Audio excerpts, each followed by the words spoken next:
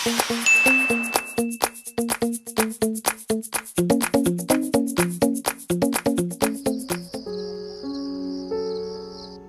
haven't done this for a long time. Yeah. Daddy.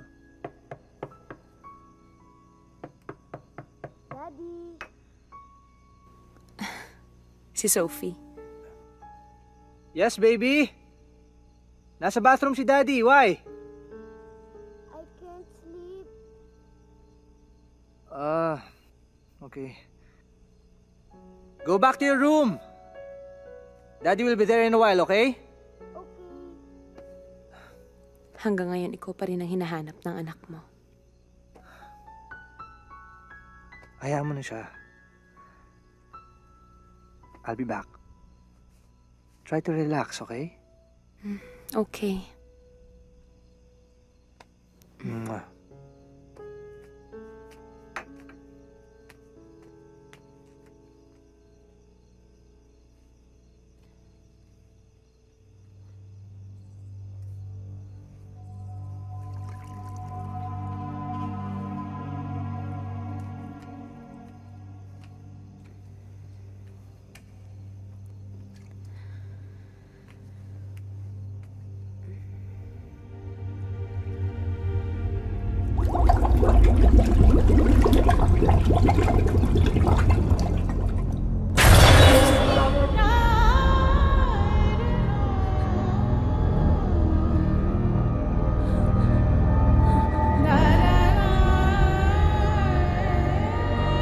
Sino ka?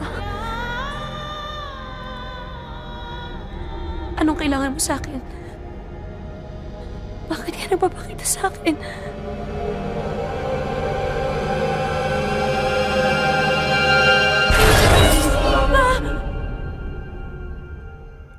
Mira.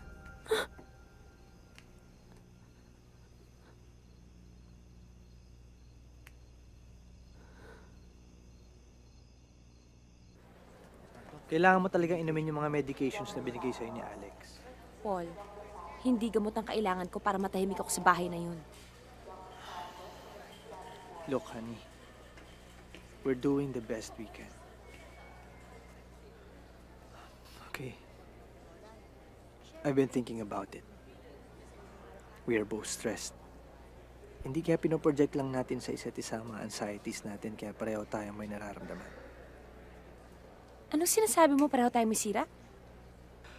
Ang sinasabi ko, bago tayo maniwala sa mga sinasabi ni Bising, maghanap muna tayo ng sagot. Nagpa-schedule ako ng session.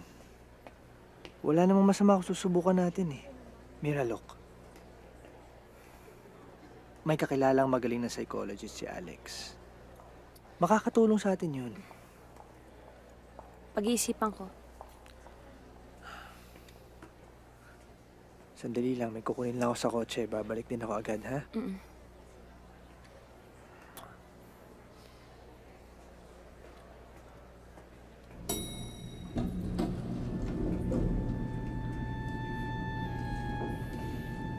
Mira.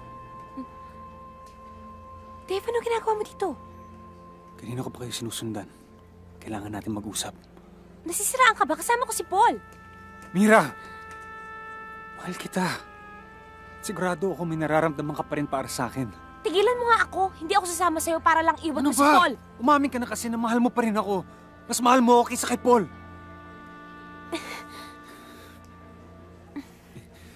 May mga sikreto ko sa kanya na sa akin mo lang sinabi. Ganon tayo kalapit.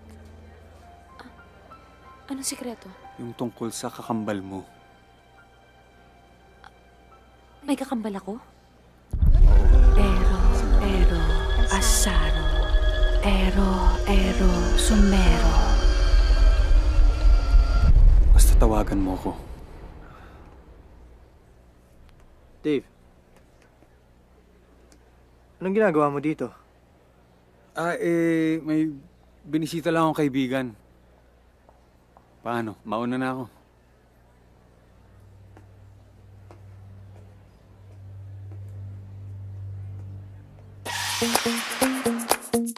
Daddy.